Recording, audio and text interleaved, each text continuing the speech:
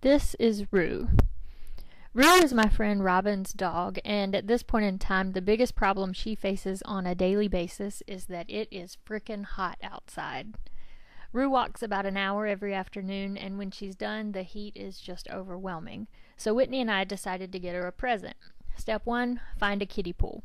Whitney drove because she's nice and I wanted to play with my camera, and as we set out we passed a roving gang of biker youths, an ominous sign, but we journeyed on.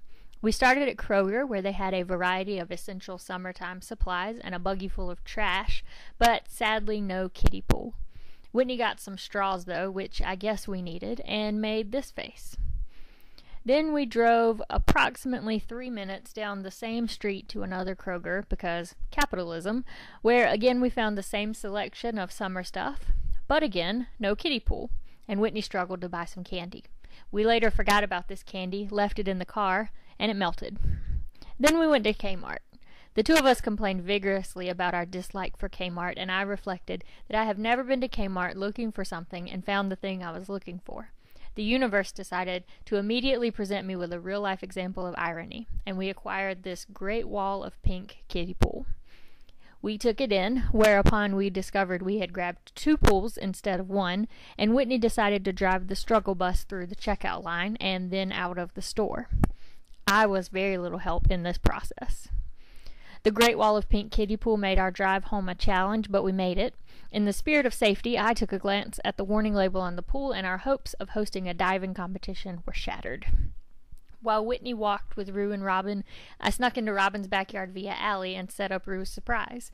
Finished product! Also, ice is very heavy. Then Robin and Rue arrived home. Robin was quite excited. Rue, a little less so.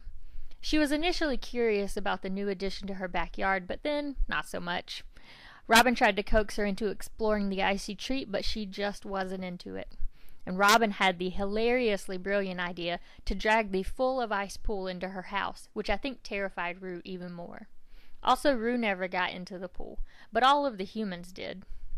Side note, Robin got to briefly and inexpensively realize her dream of having an indoor pool, and Rue got a treat.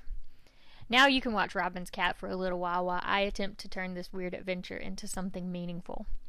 Rue wasn't into the surprise, and initially I was kind of disappointed.